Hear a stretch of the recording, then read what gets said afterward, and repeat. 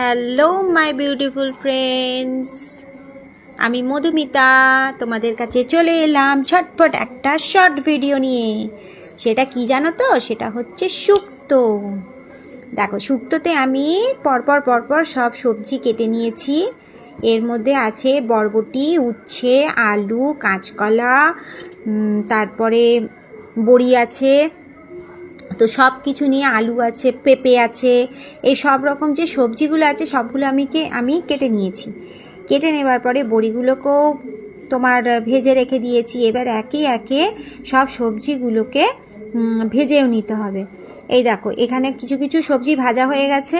এরপর আমি কড়ার মধ্যে তোমার পেঁপেগুলো আমি ভেজে নেবো হালকা। সব সবজিগুলোকে আমাকে হালকা করেই ভেজে নিতে হবে। এইবার আলুটাকেও আমি হালকাভাবে ভেজে নেব। তো এরকমভাবে, আর এই দেখো এখানেও আমি অনেক এভাবে সব সবজিগুলোকেও আমি ভেজে নিয়েছি। এবার লাস্টে দেবো বেগুন। কারণ কেন বলো তো বেগুনটা লাস্টে দেওয়া হয়েছে? কারণ বেগুনে প্রচণ্ড তেল টানে। তো আগে আমি ওই জন্য এই সবজিগুলো ভেজে নিয়েছি, তারপরে আমি লাস্টে বেগুনটা দিয়েছি, যাতে আমার বেগুনের যে তেলটা টেনে নিচ্ছে সেই তেলটা যাতে আমার কম টানে। তো তারপরে দেখো কড়াইয়ে বেগুনটা ভাজা হয়ে যেতে তারপর আবার কড়াইয়ে তেল দিয়ে শুকনো লঙ্কা ফোড়ন দিয়েছি, 5 ফোড়ন দিয়েছি, দিয়ে একটুখানি নেড়ে নিতে হবে। একটুখানি ভাজা ভাজা হয়ে গেলে তার মধ্যে কি দেবো জানো তো ফ্রেন্ড? এটা হচ্ছে জল। এই যে এই রান্নাটা হচ্ছে তোমার কোনো দুধ পড়বে না। কেন বলো তো? কারণ শ্রাবণ মাস পড়েছে, তো শ্রাবণ মাসে কোনো দুধ দিয়ে আমি কোনো কিছু রান্না করব না। সেই জন্যই আমি শুক্তোতে, তোমরা সবাই জানো যে শুক্তোতে একটু দুধ দিতে হয়, সে কিন্তু আমি দুধ ছাড়াই শুক্তো রান্নাটা তোমাদের করে দেখাচ্ছি। এবার দেখো এর মধ্যে জল দেওয়া হয়েছে, তার মধ্যে নুন দেওয়া হয়েছে, আর অল্প একটু হলুদ দেওয়া হয়েছে। এরপর যখন জলটা হালকা একটু গরম হয়েছে তখন আমি কি করলাম, প্রথমে আমি পেঁপেটাকে ছেড়ে দিলাম। কেন বলো তো? কারণ পেঁপেটা যাতে সেদ্ধ হয়।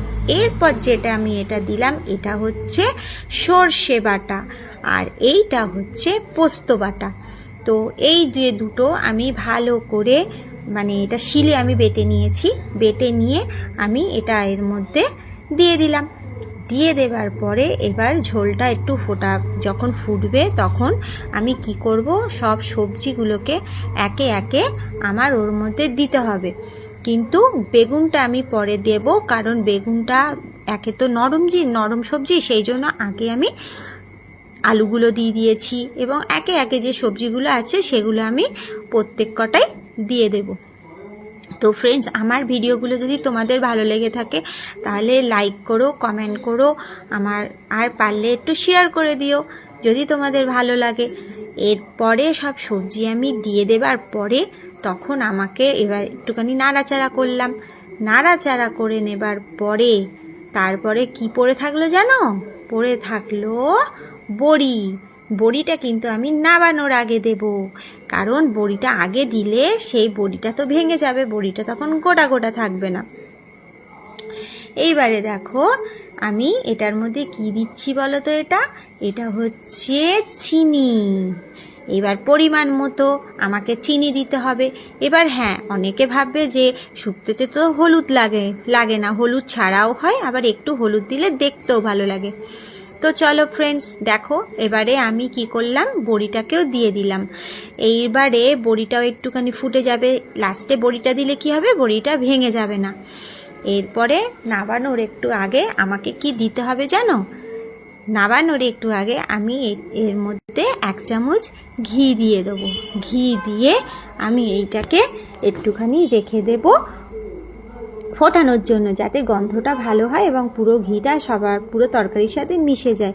তো কেমন লাগলো ফ্রেন্ড আমার শুক্তো? দেখো কালারটাও সুন্দর হয়েছে, আর সত্যি বলতে কি খেতেও অসাধারণ রয়েছে। যদি আমার এই ভিডিওটা ভালো লাগে তাহলে লাইক করো, মিষ্টি কমেন্ট করো, সাথে থেকো, পাশে থেকো। দেখা হবে নেক্সট ভিডিওতে। টাটা ফ্রেন্ডস, থ্যাংক ইউ সবাইকে।